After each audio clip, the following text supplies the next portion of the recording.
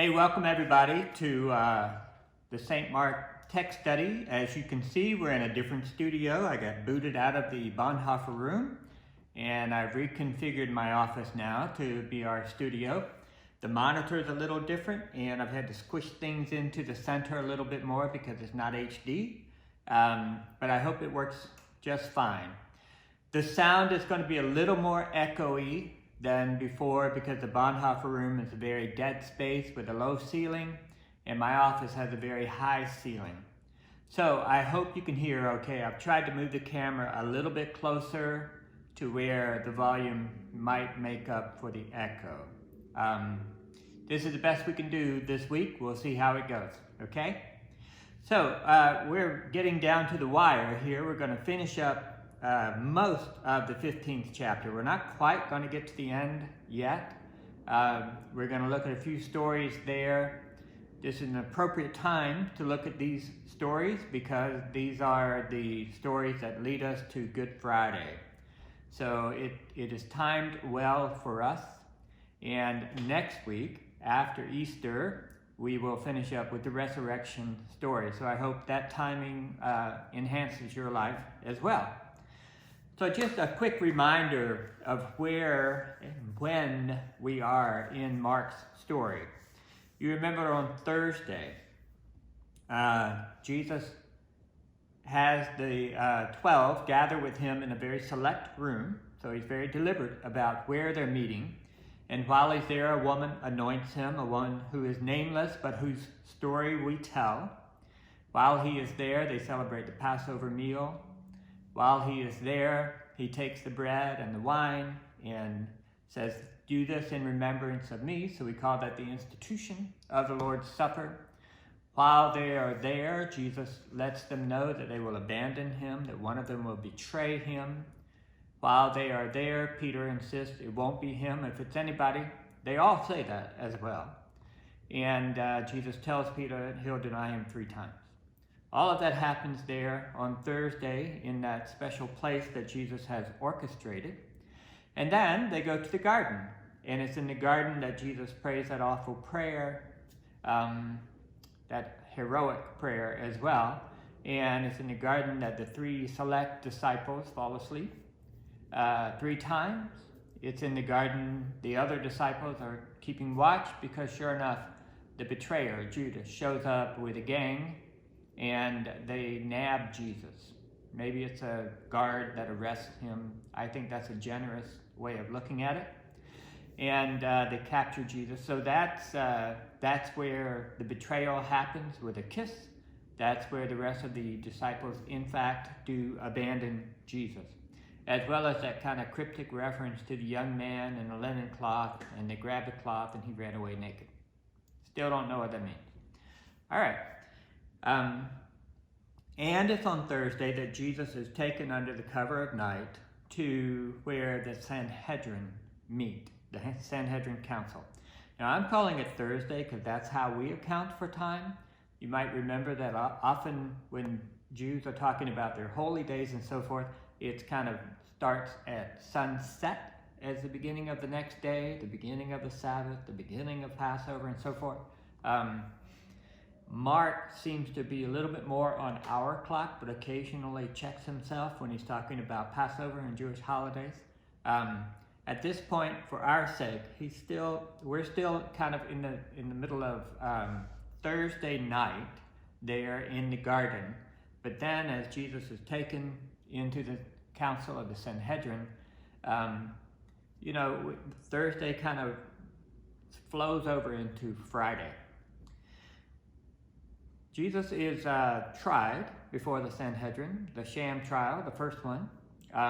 He's also beaten and spat upon and abused pretty severely there. We don't want to forget that because there seems to be some cumulative effect of that. And then in the morning, early the next morning, they take him before Pilate. And now he's got sham trial number 2. And we broke that into Pilate justice, which was a sham, the mob justice, when they yell crucify, and then the soldier justice, because now Jesus gets his second beating. And he's abused by the soldiers. This is where the crown of thorns comes into play. This one sounds horrendously abusive. So by the time we get to the crucifixion itself, Jesus has already been beaten up quite a bit, and that might play into the story some, and in a couple of ways, and I'll tell you how. So for today, we're going to look at 4 different moments in verses 21 through 41. And the first is the crucifixion itself. I want to be very clear in the language that we're using. When you see the word crucifixion, I want you to see the word fix in there. This is all in English. There's no Greek basis for this. It's just to help you remember. The crucifixion is when someone is fixed onto a crucible. Okay? That's an easy way to think about it. So the crucifixion, as I'm using it, and as it's often used in Mark's gospel, is not the death itself, but it's that affixing Jesus on the cross and that manner in which he then is left to die. So Mark uses the word crucify several times. And they led him away to crucify him, and they crucified him later, and they crucified him. So it really refers to that process of getting someone carried to the right spot, stapled on the cross, and then taken up on the cross. The second set of verses, I'm just going to call the verses about the cross. These are things that are happening as Jesus is hanging on the cross. So he's already been affixed, and now he's hanging on the cross. And then the third set of story sequence here is actually the death of Jesus. And then there are reactions to the death of Jesus. So these are not really clean cut, and I'm not necessarily following the same breakdown that you might find in the paragraphs of your scriptures. But I find it helpful to think about the preparation for death, the dying, the death itself, the response. Pretty much that's what I'm talking about here. Okay? So let's get started with verses 21 through 25. They compelled a passerby who was coming in from the country to carry his cross. It was Simon of Cyrene, the father of Alexander and Rufus. Then they brought Jesus to the place called Golgotha, which means the place of the skull. And they offered him wine mixed with myrrh, but he did not take it. And they crucified him and divided his clothes among them, casting lots to decide what each should take. It was 9 o'clock in the morning when they crucified him. All right, so we've got several things happening here.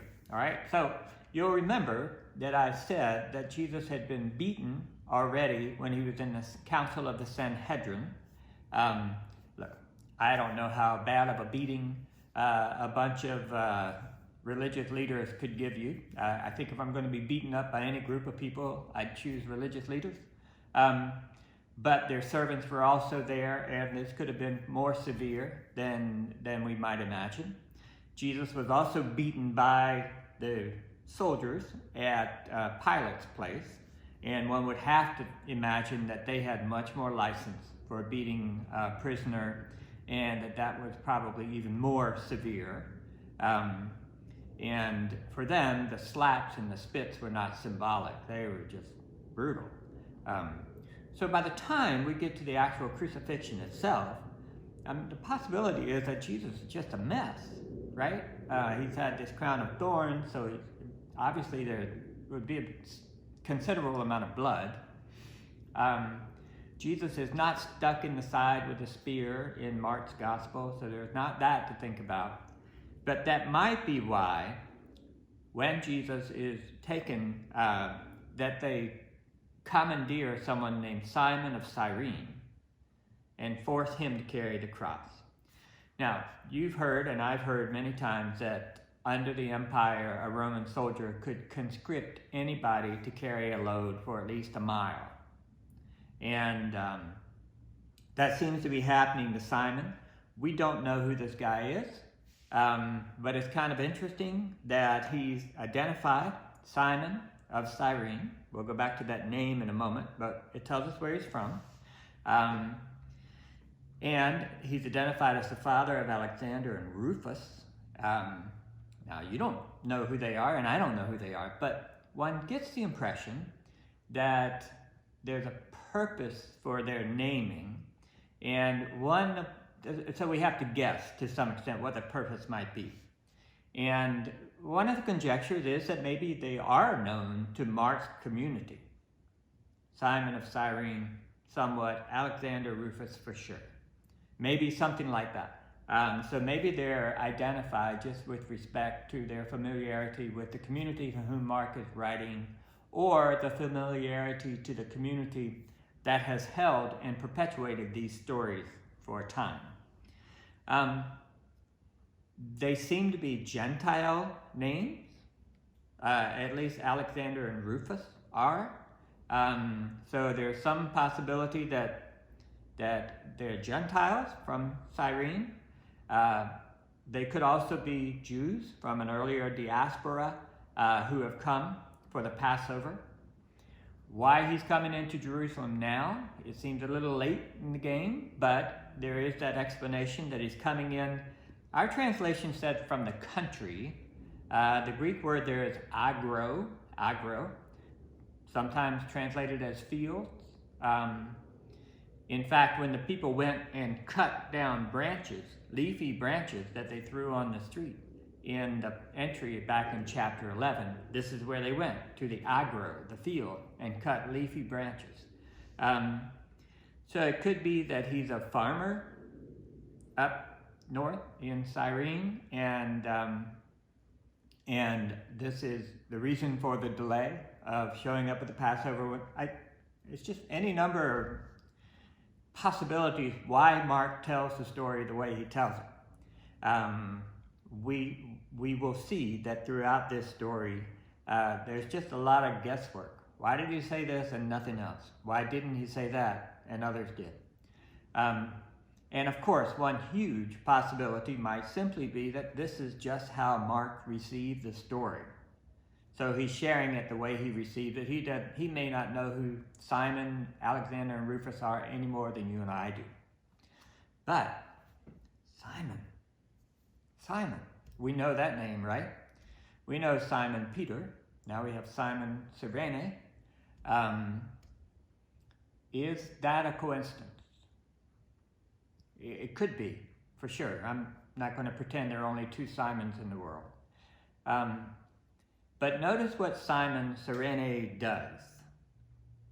He carries a cross. He carries a cross. He takes up the cross. He takes up the cross and follows Jesus.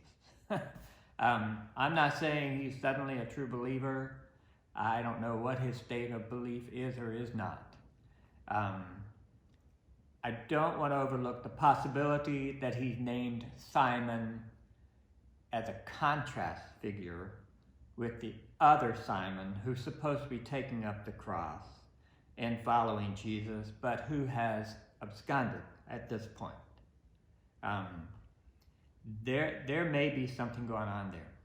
So is this an act of mercy? You know, I read one commentator that said he thought they were giving deference to Jesus, you know, who's claimed to be a king, by having someone else carry the cross. That just feels ridiculous to me. I don't see much on there. I'm wondering if Jesus is already just beaten to a pulp and simply incapable of carrying a cross. Part of the political theater of hanging someone on a cross was making them carry the crossbeam up to the place, which is usually on a hill, where the vertical beams would be located, because they're planted down into the ground. So the typical crucifixi, I guess you'd call them, they would have to carry the horizontal piece, and that's part of the theater. Sometimes they would hang around them the cause for their crucifixion. And make them carry their own instrument of torture and death.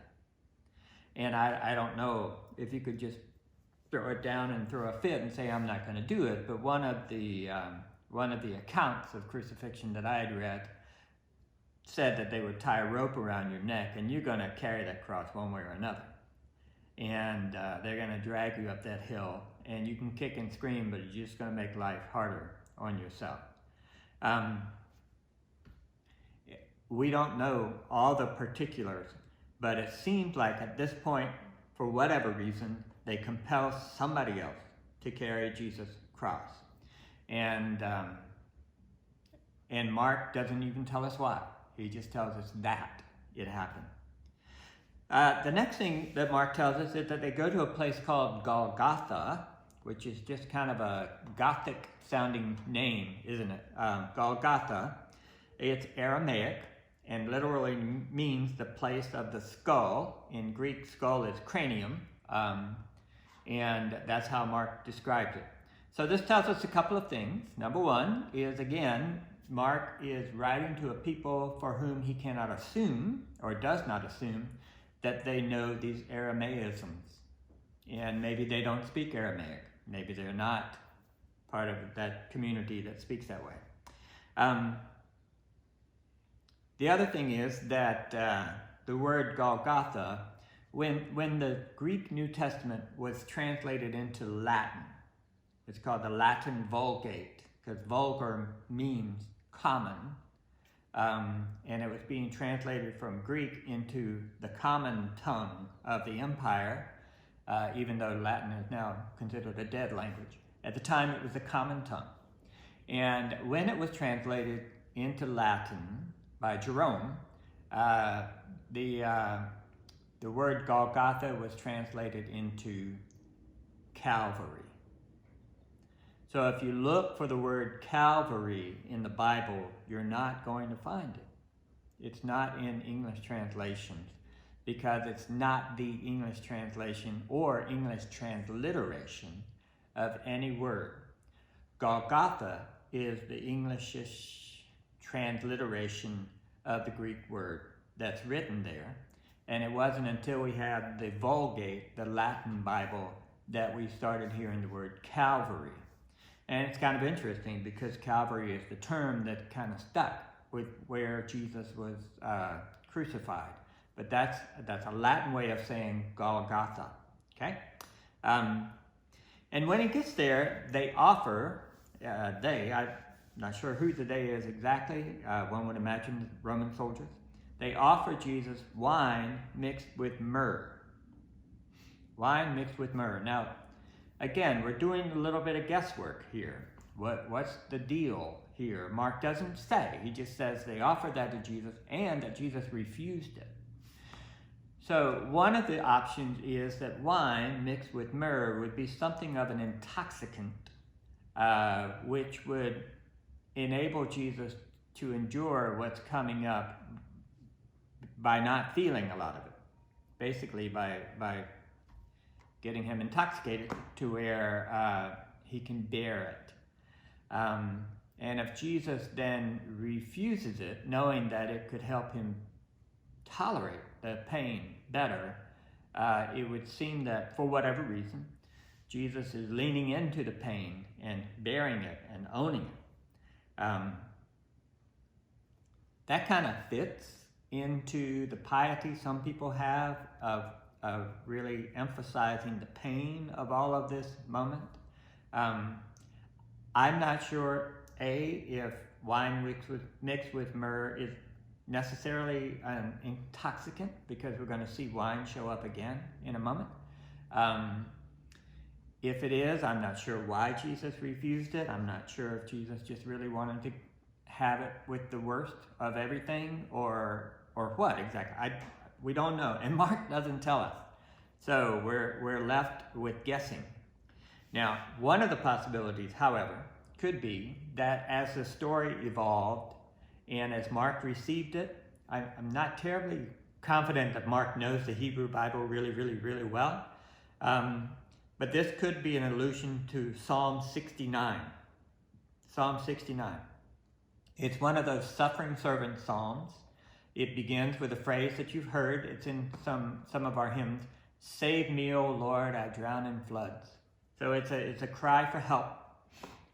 It's the psalm in which we find the phrase, zeal for your house has consumed me, which Mark doesn't, I don't think Mark uses that, but some of the Gospels use that to explain why Jesus is overthrowing the temple when he goes in and overturns the tables and so forth.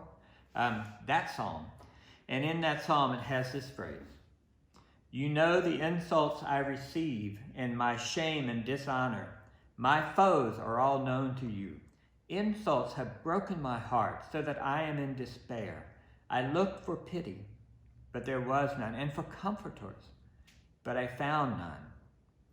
They gave me poison for food, and for my thirst, they gave me vinegar to drink. That may account for the two instances when wine shows up in the crucifixion story. All I can say is for sure is that in Mark's story, this is the first instance. It's wine mixed with myrrh, and Jesus refuses it. We'll circle back to the wine when we run across it in a minute. And then there's the matter of Jesus' clothing. So the tradition, as we hear it, and I'm never sure how much of this is actually encoded for us to where we can read it in history, or how much of this has been supposed by commentators along the years so often that it simply has become a passed down factoid. The word that I've read is that Roman soldiers were entitled to the clothing a victim of crucifixion was wearing, and that they could do what they want with it. They could sell it, they could tear it into pieces, cloth and material and all of that. Fairly, not necessarily easy to come by. Most people didn't have more than one tunic, so if you could score a tunic, it might make sense. In some of the other Gospels, there's a little more to do with what Jesus is wearing and how they distribute it, but here we just know that the soldiers took his clothes. And that's because usually when someone was crucified, they were crucified naked. And part of that was the humility that one gets hanging there. Now, the Romans were much less delicate about that than Christian artists have been over the years. And at least the artists let Jesus continue to wear a loincloth. Probably that wasn't the case. Probably he was simply stripped naked. That was part of the humiliation. And then hung up there naked, which is part of the humiliation. And if you love the person who's hanging up there, this breaks your heart. And if you hate the person that's hanging up there, then you get to make fun of him. So this is all about the spectacle. The vertical poles would be up on a hill. Typically, I've read, and again, can't account for the reliability here, that they were typically about 7 feet tall, but there were some taller ones when they really wanted to make a spectacle of somebody. So imagine a hilltop with a really tall pole. You can see someone hanging there in all of their glory from a long, long distance away, which is important for this story. And then Mark notes that, what time it is. And so it's 9 o'clock when they crucify Jesus. We'll get back to that because that's kind of important as well. Just notice that Mark has been demarcating every day since Palm Sunday, and the next day, and the next day, and the next day. And here on Friday, Mark demarcates every 3 hours. So he's getting even more systematic in the way that he's telling the story. Okay, so let's hear a little bit more. Verses 26 to 32. The inscription of the charge against him read, "The King of the Jews." And with him they crucified 2 bandits, one on his right and one on his left. Those who passed by derided him, shaking their heads and saying, "Aha! You who would destroy the temple and build it in 3 days, save yourself and come down from the cross. In the same way, the chief priests, along with the scribes, were also mocking him among themselves and saying, he saved others. He cannot save himself. Let the Messiah, the King of Israel, come down from the cross now so that we may see and believe. And those who were crucified with him also taunted him. All right, let's unpack that a little bit. First of all, there's a reference to the inscription, the King of the Jews. Why would one reckons that it's Pilate who had the final say on what the inscription would be, since it's Pilate who alone had the authority to condemn Jesus to death.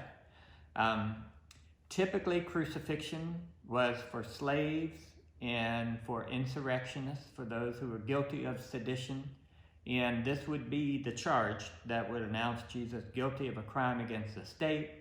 I don't think Pilate cared one way or another whether Jesus was blasphemous relative to what the religious authorities thought. But the purpose for which he would be happy to kill somebody publicly and humiliate them and do all the political theater involved is for sedition, because that apparently is supposed to have a scared straight sort of effect on others. You heard me say earlier, sometimes the inscription of the charge was hung around someone's neck. Typically in our paintings, we see it up on the top of the cross, nailed up there. That might be true of other Gospels. In Mark's Gospel, we don't know where the inscription is. We just know that this signifies what the official charge was. And then our scripture says that Jesus was crucified with 2 bandits, one on his left and one on his right. Okay, there's a lot there. The word is lestas. Lestas. It's the Greek term there. And it means like a plunderer or a robber. Typically, when you look up the meaning of that term, it's held up against a related but slightly different term, which would be klepto. Klepto. So we know that from kleptomaniac, right? Klepto means someone who will steal by stealth, someone who will pick your pocket, someone who will sneak in when you're not there, grab your stuff and leave. Leptos would refer to somebody who plunders. They may kill you, they may kill the guard, they may use violence. And so these 2 persons next to Jesus are violent criminals. We can call them thieves if we want, but it's theft with violence. So it's more than just a pickpocket or something like that. And not quite necessarily the Sicarii that we heard about before, who were the knife wielders who would sneak up and commit political assassination. Not really one of the zealots who were the assassins, but certainly probably part of insurrection. That's what this plundering was all about. That's where the violence would have come in. But again, Mark's a little pithy in his descriptions here, but he does say that they're on his left and on his right. And that may remind you of something. We remember that on 3 occasions, Jesus disclosed to the disciples that he was going to go to Jerusalem, suffer, die, and on the 3rd day rise again. And we remember that on 3 different occasions, one or most or all of the disciples responded badly, right? So it's Simon Peter the first time. And I get a little confused. It's either second or third. I think it's the second occasion. James and John came to Jesus right after he disclosed that he's going to die. And they asked, when you reach your glory, can we sit on your left or your right?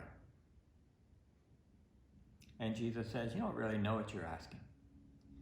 Because ironically, just like it's Simon of Cyrene, not Simon Peter, who ends up carrying his cross, it's these 2 bandits who end up being on Jesus' left and on his right there when he's in his glory.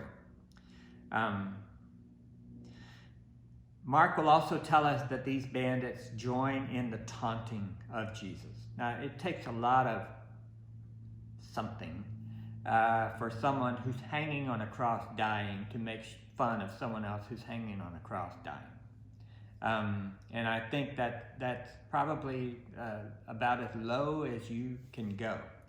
Now, in Luke's gospel, there's a story that one of the thieves is making fun of Jesus and the other jumps in and defends him, right? And you've got that, Lord, remember me when you enter your kingdom, and Jesus says, this day will you be with me in paradise, right? You got that little conversation happening. That's all in Luke's gospel. So in Luke, one of the two thieves is the repentant one and the other is the evil one. In Mark, they both just join in the taunting and make fun of Jesus. So we have taunters, and they're named according to groups, okay? The first group of taunters are called passers-by. Just like Simon of Cyrene was referred to as someone passing by. They just happen to be there, and as long as there's a public lynching, they might as well join in the fun. And they make fun of Jesus. We'll look at what they say in a moment. The second group are the chief priests and scribes. We don't hear the trilogy of the elders, but just chief priests and scribes, and they have their way of taunting Jesus. And then the third group are these two bandits hanging on his left and his right. So let's look at the taunts. Let's look at what they say. The passers-by seem to know what's going on. So these are not folks who just show up for the very first time and just happened across a crucifixion and jumped in because they know part of what's already been said. Because they're the ones who say, he said he would destroy the temple and in 3 days build it up. Save yourself. That tells us a couple of things. First of all, it tells us that they're in the know. They're not just kind of innocent bystanders. They're passers-by, maybe, but they're in the know. In Mark's gospel, this was the same charge that some of the lying witnesses made when they went before the Sanhedrin. He said he would destroy the temple and in 3 days rebuild it. So they're echoing a charge we've already heard. In front of the Sanhedrin, it sounded as if they thought Jesus meant that literally, that he was out to destroy the temple and ridiculously going to rebuild it. But now, since they connected to saving himself, it's very clear that they knew it was metaphorical all along. Now, when did Jesus say something about destroying the temple and rebuilding it either literally or metaphorically? He didn't say it when he was cleansing the temple. That's not there. Where it shows up actually is in John chapter 2, in John's story of Jesus cleansing the temple. Because you might remember in Mark, Jesus came in and he cleansed the temple, yada, yada, yada, and left. And then when he came back, he was asked, by what authority are you doing these things? In John's gospel, Jesus cleanses the temple early on, 2nd chapter, and immediately is asked, by what authority are you doing these things? And there, Jesus says, destroy this temple, and in 3 days I will raise it up. And then the Jewish leadership asked him, this temple's been under construction for 46 years, and you will raise it up in 3 days? But, the narrator says, he was speaking of the temple of his body. After he was raised from the dead, his disciples remembered that he had said this, and they believed the scripture and the word that Jesus had spoken.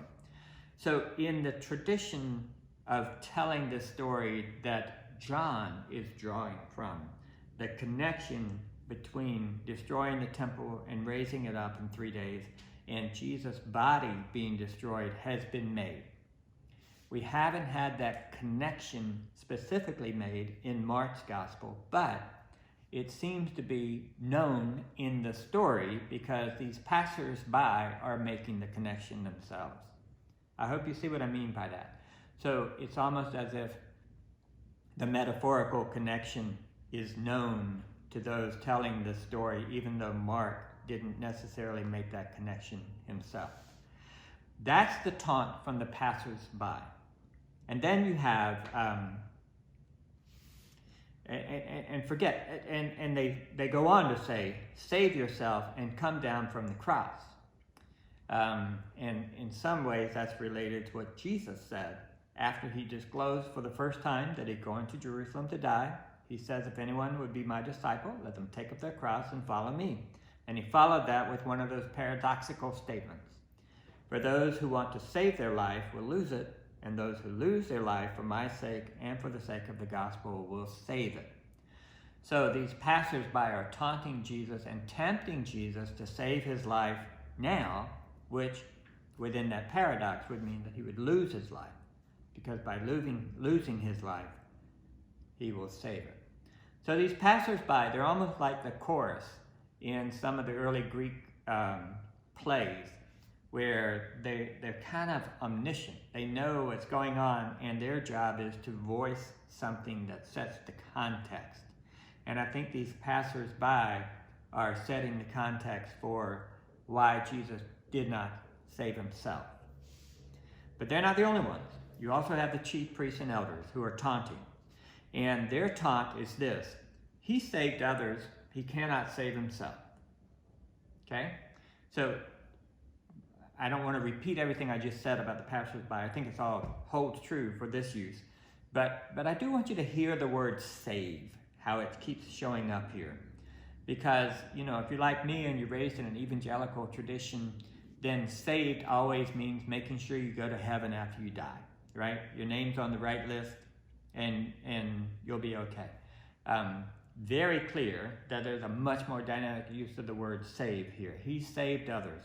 Let him save himself. It can be very literal. It can refer to healing. It can refer to restoring life. It can refer to liberating from demonic possession or something like that. So as I've said throughout this study, I really invite you to have a very large meaning of this word saved, and don't simply treat it as if it means when you die, you go to heaven, not hell. I think that's a very narrow way of looking at this word. And then the chief priests and elders say, let the Messiah, the King of Israel, come down. Come down now, so we will see and believe. Again, there's some of John's language showing up in this. In John's gospel, we've heard over and over again, we hear over and over again, blessed are those who have not seen and yet believe, because throughout John's gospel, seeing is believing. Seeing is believing. And this is not really a phrase we see a lot in Mark's gospel, but it's kind of showing up in this story. I want to suggest that all of the crucifixion stories bear some similarities where each of the authors not only show their own distinct way of telling the story, but they've also taken in other ways of talking about the story, because this is a story that has some real heft to it, and you try to include the way the story has evolved. I hope that makes sense. But it's interesting that they are taunting Jesus with titles, right? The Messiah, the King of Israel. These are the very titles that they accuse Jesus of being blasphemous and of appropriating for himself. So you've got the title of King of the Jews. That's the 5th time we've heard that phrase. The others will pick up the phrase King of Israel and use it as a taunt. We've got the bandits, we've got the chief priests and elders, and we've got passers-by who are joining in. Let's read verses 33 through 37. When it was noon, so this is 3 hours later. When it was noon, darkness came over the whole land until 3 in the afternoon. At 3 o'clock, Jesus cried out with a loud voice, Eloi, Eloi, lama sabachthani, which means, my God, why have you forsaken me? When some of the bystanders heard it, they said, listen, he's calling for Elijah. And someone ran and filled a sponge with sour wine, put it on a stick, and gave it to him to drink, saying, wait, let's see whether Elijah will come to take him down. Then Jesus gave a loud cry and breathed his last. Okay, so at noon, darkness covers the earth. And this is the first of the signs that will accompany Jesus' death. Now, there's no historical scientific evidence that the entire earth, the Greek word there is geis, with geo, could be the entire earth, or it could just be the particular land where one is. There's no scientific historical evidence that darkness covered all of Israel, all of Jerusalem, all of the world, or anything like that. It would seem that this sign is being used metaphorically, it's symbolic more than historic, and oftentimes points toward cosmic judgment, right? We saw in the apocalyptic text in chapter 13, the sun will be darkened. You're going to see that in Acts chapter 2, when Peter talks about apocalyptic signs, the sun being darkened. So it seemed like in some ways this is judgment. And then we'll see a few more signs in a bit, and we'll kind of put those together. And then the first cry is Eloi, Eloi, lama sabachthani. And that happens at 3 o'clock. My God, why have you forsaken me?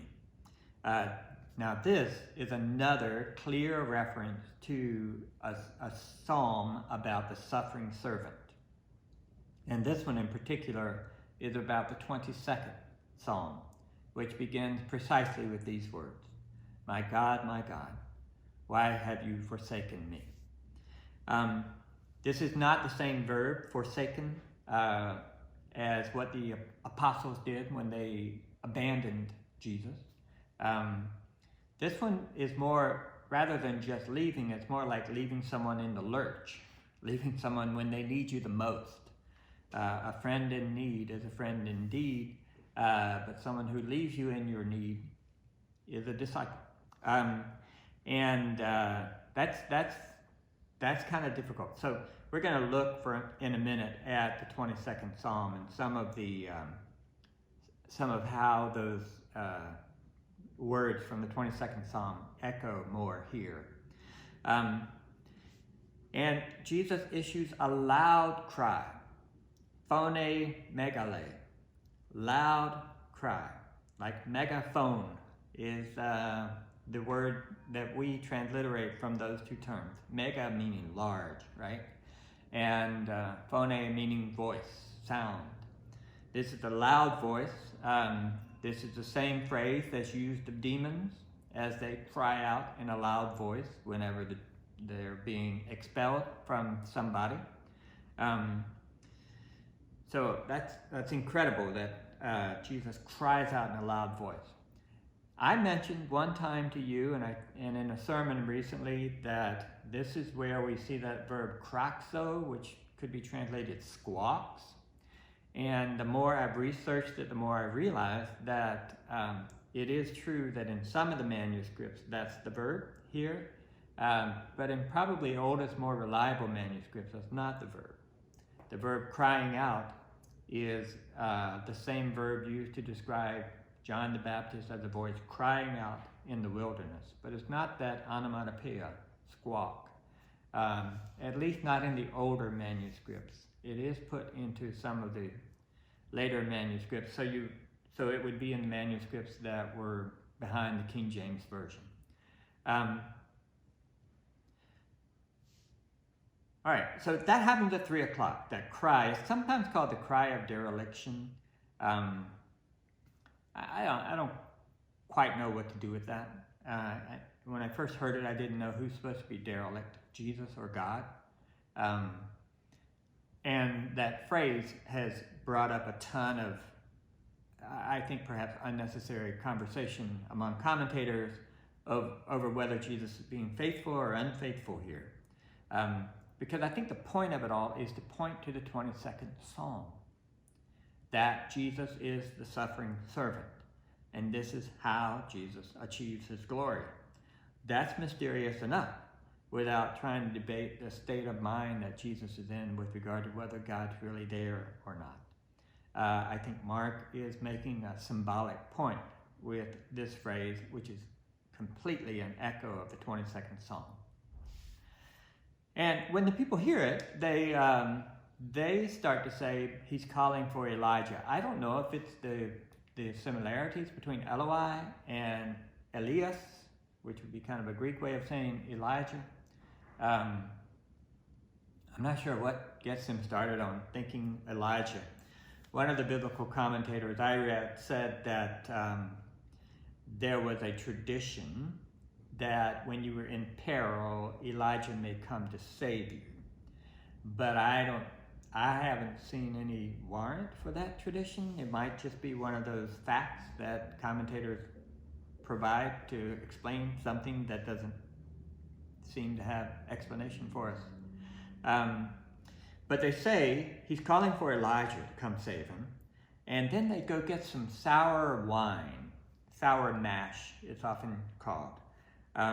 This is a little different from the wine mixed with myrrh, but it is wine. It's a sour wine, which probably maybe doesn't necessarily mean it's really, really tart as much as it's kind of cheap wine.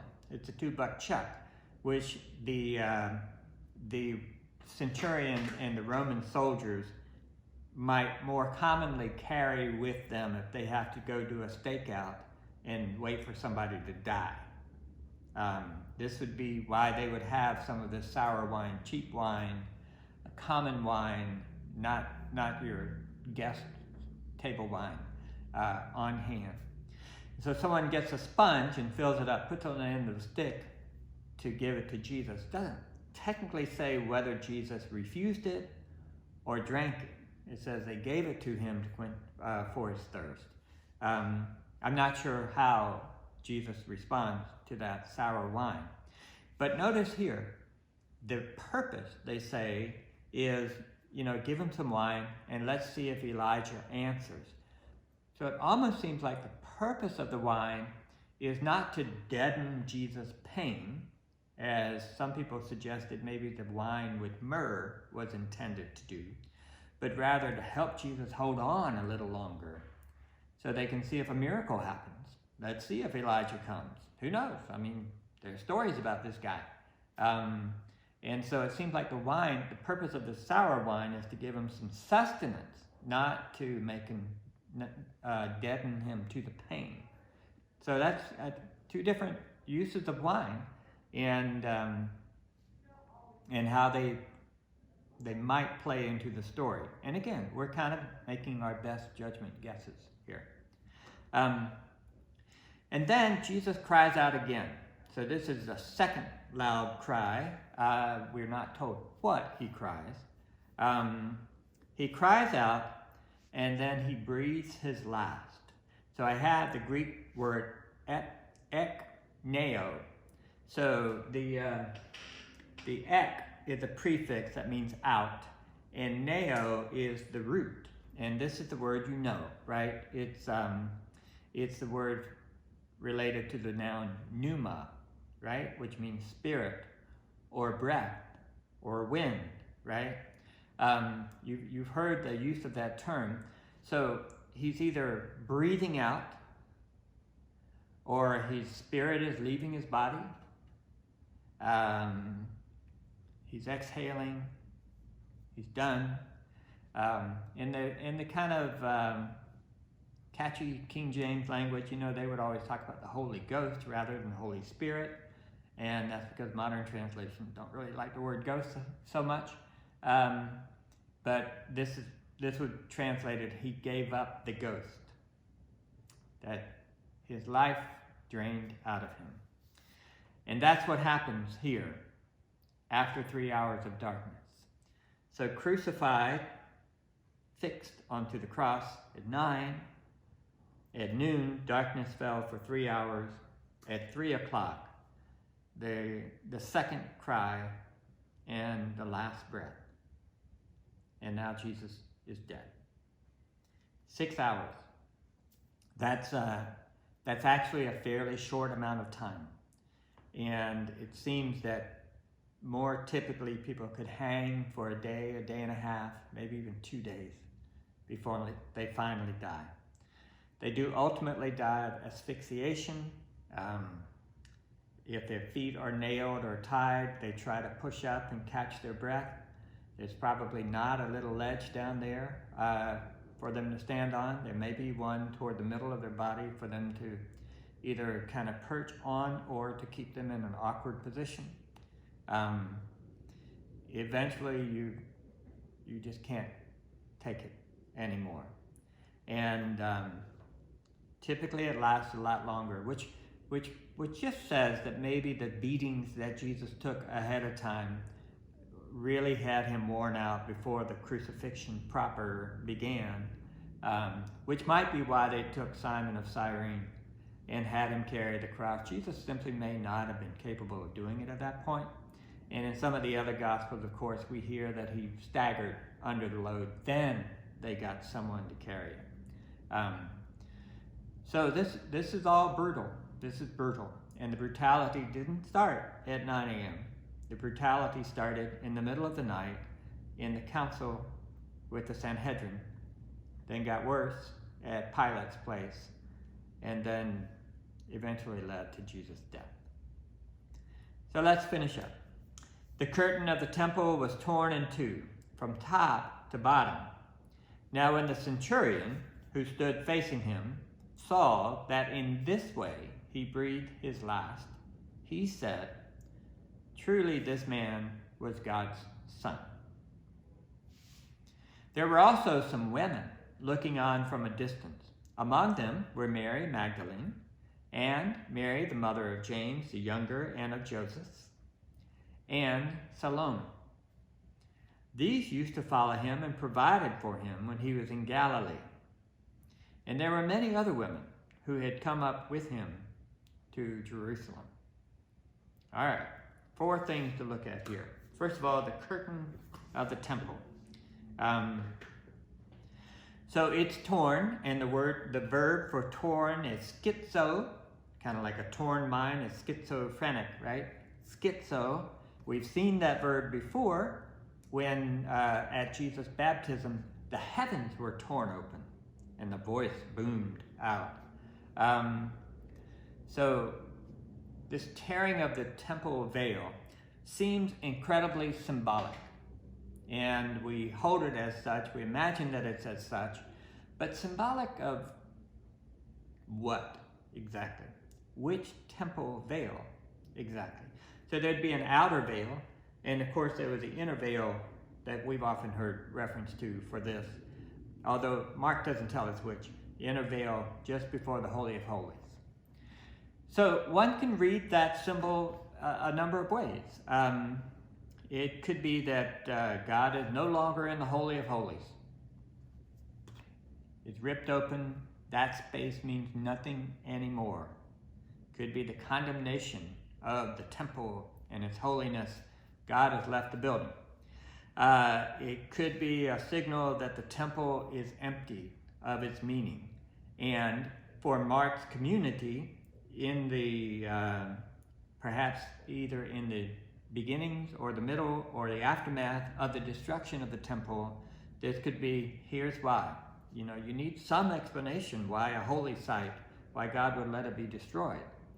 And if God ripped that temple veil early on, it meant that God was done with this place.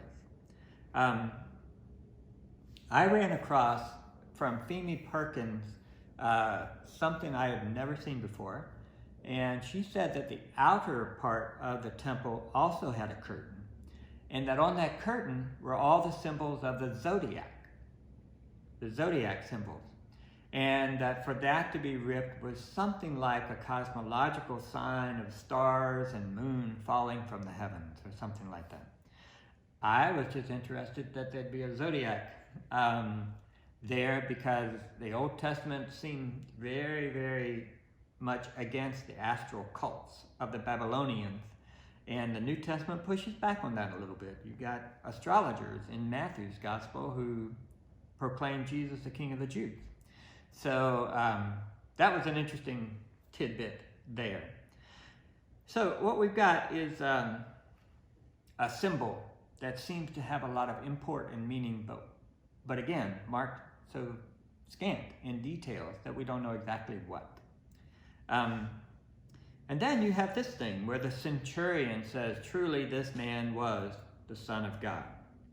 And that too kind of raises a lot of questions, because Jesus has been proclaimed the Son of God twice before. One is at the baptism from the voice from the heavens. The second is at the transfiguration from the voice of the heavens. And, there have been other titles that people have messed with, but this seems to be the third time Jesus is proclaimed as the Son of God from the mouth of a Roman centurion.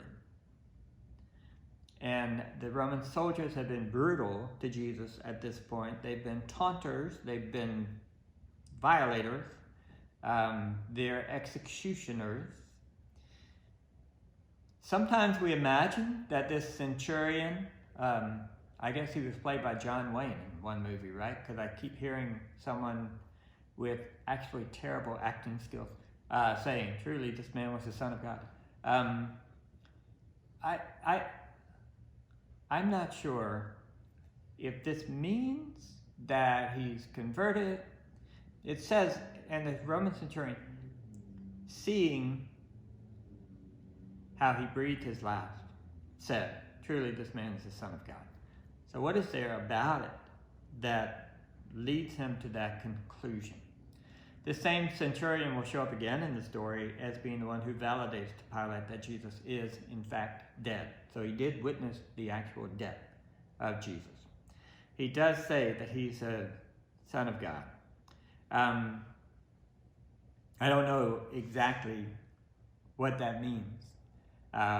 He's facing Jesus, and the word there that Mark uses is the word that sometimes throughout Mark is translated contrary, over and against Jesus, and it's used to describe like the contrary winds that put the ship in peril and so forth.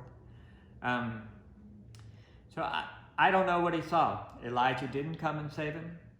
God seemed to abandon him. At least you heard Jesus make that claim.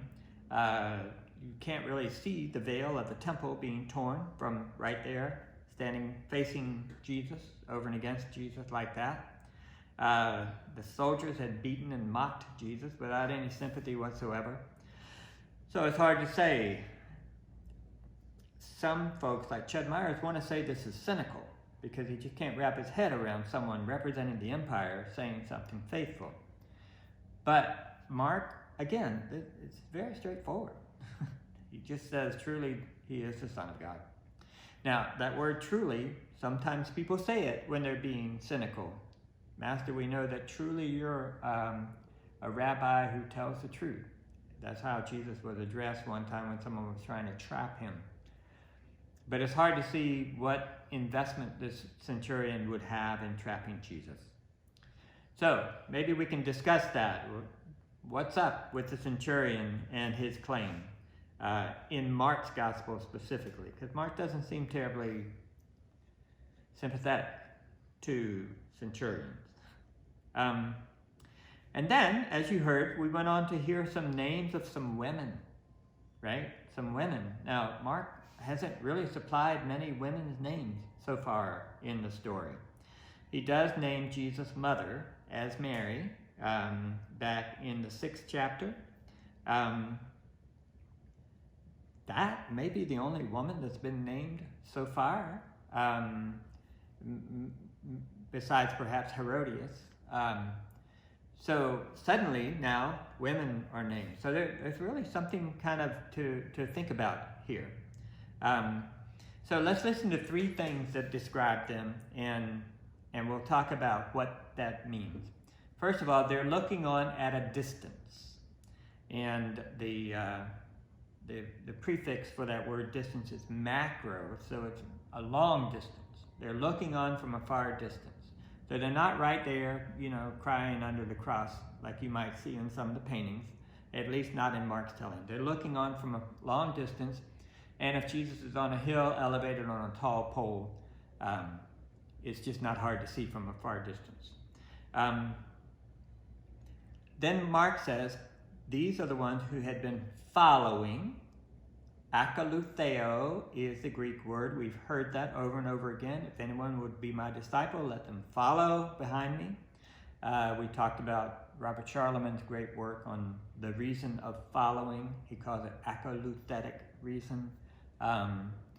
Jesus calls disciples by saying, follow me, and they get right in line. In some ways, the women may be posited here as more genuine disciples than the 12, because the 12 are not following. One has betrayed, one has denied, they've all abandoned. They're nowhere to be seen in this story, but they're the women. So while they're at a great distance, just like Peter was at a great distance when Jesus was being tried before the Sanhedrin, that may mean that they're not being disciples, but the fact that they're following, and they're the ones who have followed, so they've been disciples, and Mark says, and who served. I think our translation said provided for him, but the word there is diakone, from which we get our word deacon. It's what you do, because Jesus said if you want to be great, you become a servant, and if you're going to follow me, you serve one another.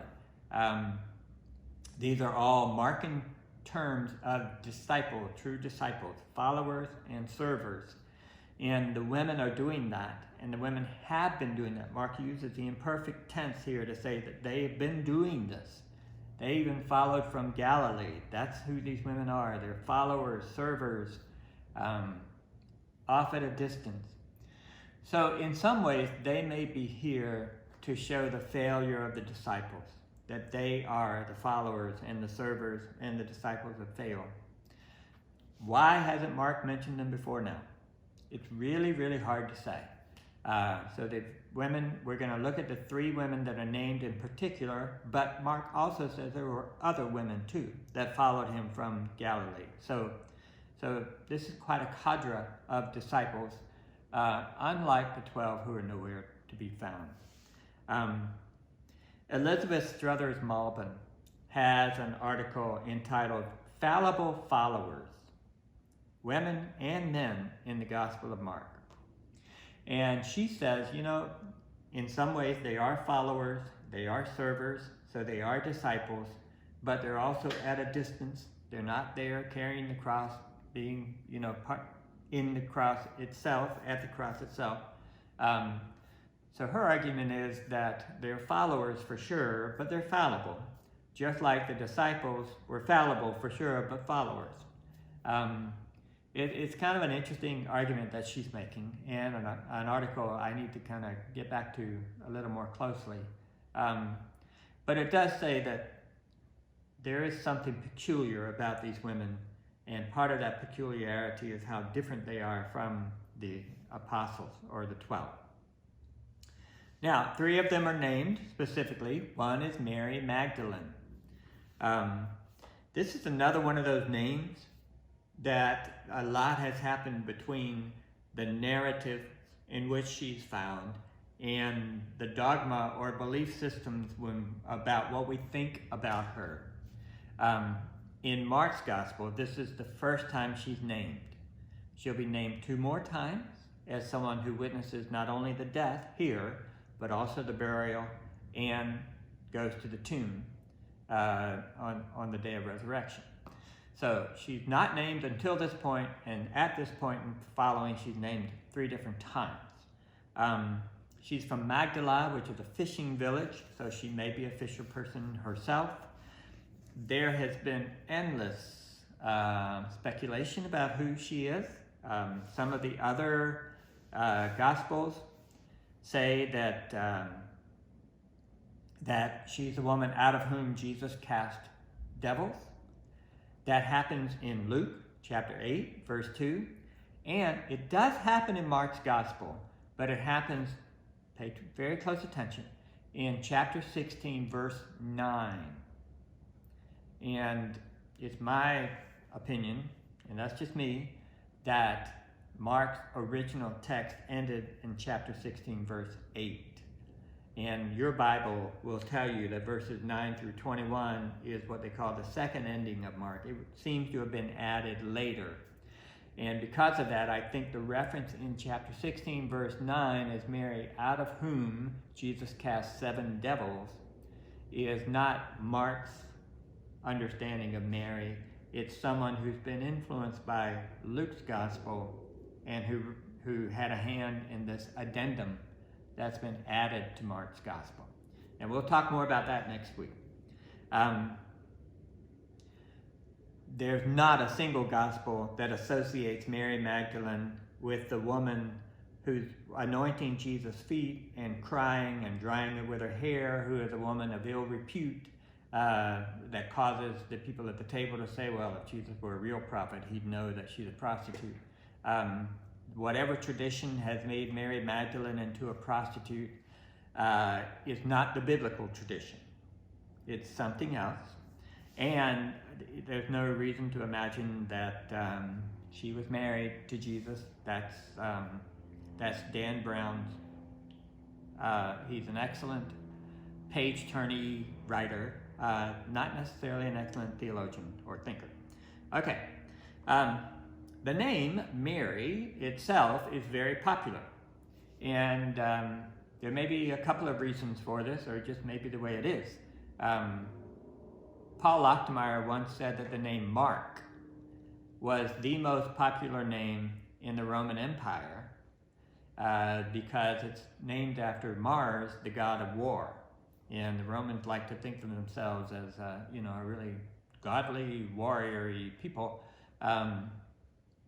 Mary is the feminine version of Mars or Mark. So it could just be popular in the same way that Mark was popular.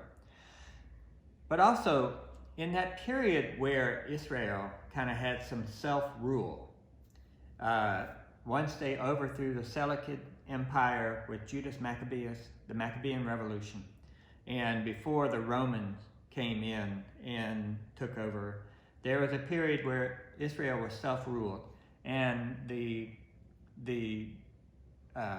kingly line was called the Hasmonean dynasty. And when King Herod came as the appointee of Rome to oversee Israel, he put to death the Hasmonean princess, whose name was Marianne. And one of the commentators I've read said that a lot of people named their daughters Mary in honor of this Hasmonean Jewish princess who was put together by this half-Jewish Roman king, King Herod. This would be Herod the Great. So that might explain why in the gospel stories you basically end up with Mary, Mary, and the other Mary. It was a very, very popular name, just like there's Mark, the gospel writer, there's Marcus Brutus, Marcus Aurelius, all kinds of Marks running around the Roman Empire as well.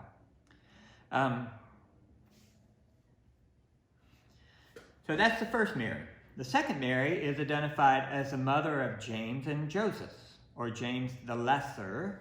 So whoever this James is, whether Mark knows who it is, or whether Mark's community knows, or whether it's just the way the story's been told and Mark is faithfully kind of reproducing the story, for somebody, this is distinguishing this James from another James, just like the maternity is distinguishing this Mary from the other Mary.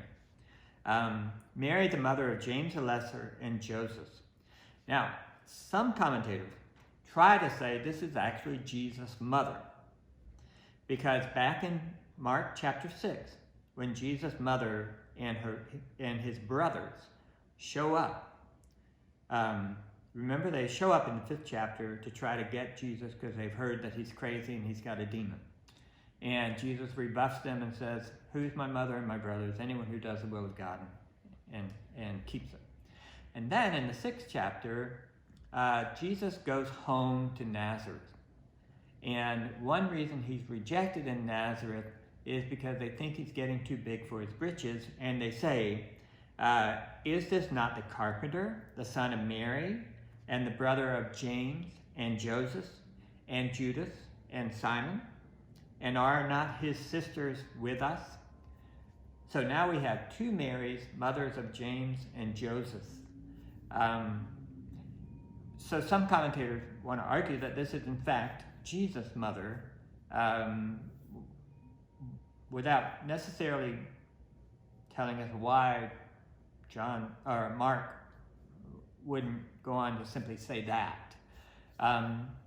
Others have said, all these names are relatively common. Maybe it's not Jesus' mother, because in the 5th and 6th chapters, it does not appear that Jesus' family believes he is the Messiah. That's not the Mariology that we get from Luke's gospel is not in Mark's gospel. I'm not saying he's against it. I'm just saying he doesn't say much about it. And the first time Mary appears, she thinks Jesus is out of his mind. The second time Mary's name appears, not Mary, and it's when Jesus' hometown, which may include Mary and his siblings, are rejecting Jesus. So there hasn't been the development of a lot of filial relationship between Jesus and these brothers and Jesus and his mother. So it's kind of hard to know. Is this Jesus' mother? Is this another Mary who happens to have sons, Joseph and James, and particularly James the Lesser, not the other James? It's hard to say. Mark is passing on these names, but not really giving us as much information as it appears. And then the third woman named is Salome. She's not going to be named as one of the witnesses to the burial, like the 2 Marys are, but she is named in the resurrection story in chapter 16. This is all we know about her from Mark's gospel. And then Mark mentions that there are other women, many other women, who came with Jesus from Jerusalem. And it leaves us wondering, was it Mark's patriarchy that didn't allow him to even mention this one time before now? Or would it have been considered in Mark's community, inappropriate for women to be accompanying this group of men? Would it have been assumed that they were comfort women of some sort? Was it out of delicacy that Mark has not mentioned it before now? We don't know. We just know this. When Jesus dies, the women are there. They're the witnesses. And we'll see them again next week. So that's where we'll leave it. And we will talk Wednesday night, 7 o'clock. Join us. See you then.